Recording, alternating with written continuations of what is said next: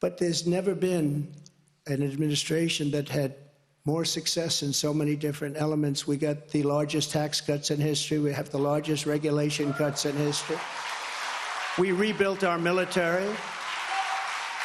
And what happened, we rebuilt our entire military, and beautiful. We had jet fighters that were 53 years old, and we had all brand new jet fighters. And then after this other group of people that didn't know what they were doing, they took over, and we had that horrible surrender in Afghanistan. I call it a surrender. We took the soldiers out first. You know, I dealt with the leaders of the Taliban in Afghanistan. They were the ones that were causing the trouble. The press was very angry because they said, "Why are you calling them?" I said, "Because that's where the problem is." I say oftentimes, they asked Jesse James, "Jesse, why do you rob banks?" He said, "Because that's where the money is." And I said, that's where the problem is, with the Taliban. And I spoke to Abdul. He's still the leader. Believe it or not, he's really the leader of Afghanistan, but he's the leader of the Taliban, a rough group.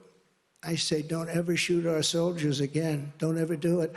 Very interesting what happened is that, we were having, during the Obama administration, previously, they were shooting a lot of our soldiers. And I let them know, I said, don't ever, ever let that happen. I said in a rather nasty fashion. We don't have to go into it tonight.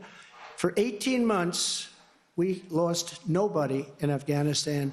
And then we had that horrible, horrible withdrawal where we lost 13 soldiers, 38 horribly wounded, left Americans behind. You know, you have Americans right now still behind. Call them hostages if you like.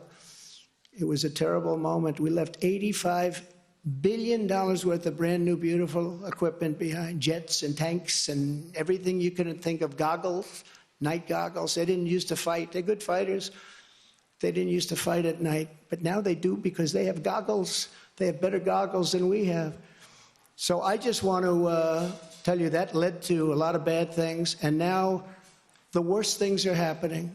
The things that are happening now are unthinkable, and they're unthinkable at the border. We have millions of people invading our country. This is an invasion. This is the worst invasion probably. We've never had anything like it. No country has ever had anything like it. The number today could be 15 million people. And they're coming from rough places and dangerous places.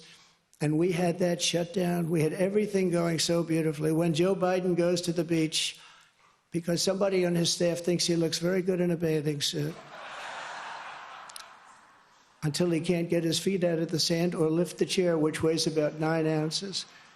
Joe Biden, if he would have just left everything alone, he could have gone to the beach. He would have had a tremendous success at the border and elsewhere.